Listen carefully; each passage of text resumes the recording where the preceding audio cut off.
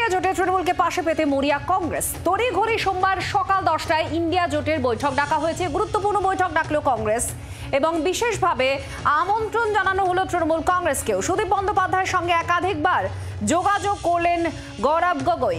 এই মুহূর্তে আপনাদের জানিয়ে রাখি, খুব গুরুত্বপূর্ণ একটি বৈঠক ডাকা হয়েছে ইন্ডিয়া জোটের এবং তৃণমূলকে পাশে পেতে মরিয়া কংগ্রেস। তড়িঘড়ি সোমবার সকাল 10টায় ইন্ডিয়া জোটের এই বৈঠক ডাকা হয়েছে।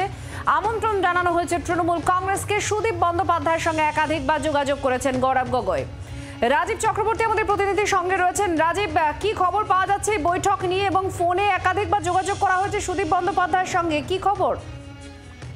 দেখো, আমরা জানি যে ইন্ডিয়া ব্লকের যে বৈঠক হয়েছে সংসদ অধিবেশন শুরু থেকে, সেই ব্লকের বৈঠকে তৃণমূল কংগ্রেস বারংবার অনুপস্থিত থেকেছে এবং সেই বৈঠকে তৃণমূল কংগ্রেস যাবে কিনা তা নিয়ে একেবারেই ধোঁয়াশা রয়েছে এবং সূত্র মারফত খবর ছিল যে তৃণমূল কংগ্রেস ইন্ডিয়া ব্লকের বৈঠকে যাবে না।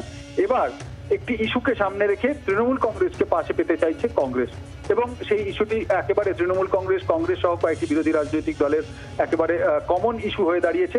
সেটি হলো সংসদ অর্থাৎ লোকসভায় সাংসদদের বসার আসন, সাংসদরা কোথায় বসবেন সেই আসন বন্টন এতদিন হয়নি। এবার হওয়ার যে তালিকা তৈরি করা হয়েছে সংসদ বিষয়ক মন্ত্রী কিরণ রিজিজুর তত্ত্বাবধানে, সেই বন্টনে দেখা যাচ্ছে গরমিল রয়েছে।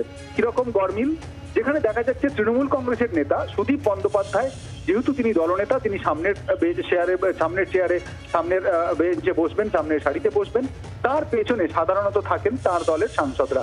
দেখা যাচ্ছে সুদীপ বন্দ্যোপাধ্যায়ের পাশে আসন বন্টন করা হয়েছে সমাজবাদী পার্টির প্রধান অখিলেশ যাদবের এবং সুদীপ বন্দ্যোপাধ্যায়ের পেছনে আসন বন্টন করা হয়েছে সমাজবাদী পার্টির সাংসদদের। তাহলে প্রশ্ন, তৃণমূল কংগ্রেসের সাংসদদের আসন বন্টন কোথায় হয়েছে? দেখো, সামনের সারিতেই আসন রাখা হয়েছে চিরাগ পাসওয়ান, প্রয়াত রামবিলাস পাসওয়ানের ছেলে, এবং বিহার থেকেই জিতে আসা জিতন রাম মাঝি। সেই জিতন রাম মাঝি এবং চিরাগ পাসওয়ান, তাদের পেছনের সারিতে আসন বন্টন করা হয়েছে তৃণমূল কংগ্রেসের সাংসদদের, যেখানে দ্বিতীয় সারিতে রয়েছে কল্যাণ বন্দ্যোপাধ্যায়, অভিষেক বন্দ্যোপাধ্যায়, তারপরের সারিতে একের পর এক সাংসদরা। এই নিয়ে কিন্তু তৃণমূল কংগ্রেস ক্ষোভ প্রকাশ করেছে, তারা তাদের ক্ষোভ উগরে দিয়েছে। আর এখানে কংগ্রেসের তরফেও কিন্তু ক্ষোভ স্পষ্ট হচ্ছে। তার কারণ, কংগ্রেসের তাদের হিসেব অনুযায়ী সমাজবাদী পার্টির নেতা অখিলেশ যাদব, তার আসনটি রাহুল গান্ধীর আসনের পাশে ছিল। এক্ষেত্রে অখিলেশ যাদবকে সরিয়ে দেওয়া হয়েছে সুদীপ বন্দ্যোপাধ্যায়ের আসনের কাছাকাছি। কংগ্রেস চাইছে পুরো বিষয়টি সংসদে তুলতে, তৃণমূল কংগ্রেস লোকসভা বিষয়টি তুলতে চায়। আগামী সোমবার সকাল 10টায় আবার ইন্ডিয়া ব্লকের বৈঠক এবং সেই বৈঠকে আমন্ত্রণ জানানো হয়েছে তৃণমূল কংগ্রেসের তরফে।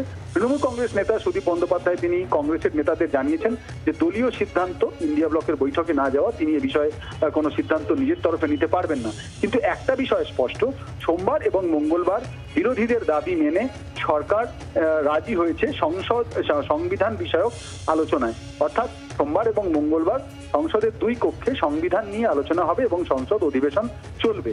গত পরপর 5 দিন প্রায় সংসদ অধিবেশন না চলার পর যখন একটা রফাসূত্র মিলেছিল, তখন নতুন করে জটিলতা তৈরি হলো সাংসদদের বসার আসন বন্টন নিয়ে।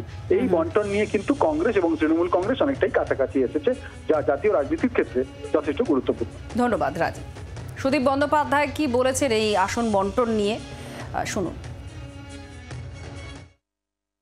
আমার একটাই কথা, যেখানে তৃণমূল কংগ্রেসের সংসদীয় দলের নেতা হিসেবে আমি যেখানে থাকব, আমার পিছনেই আমার তৃণমূলের সাংসদদের সেখানেই আসন দিতে হবে। অত্যন্ত সহজ কথা। আমি 12ই লোকসভা থেকে এই পার্লামেন্টে দেখেছি, এটা 18ই লোকসভা চলছে। তাহলে কখনো এমন হয়নি যে নেতা এক জায়গায় বসছে আর তার সাংসদরা অন্য ব্লকে গিয়ে বসছে।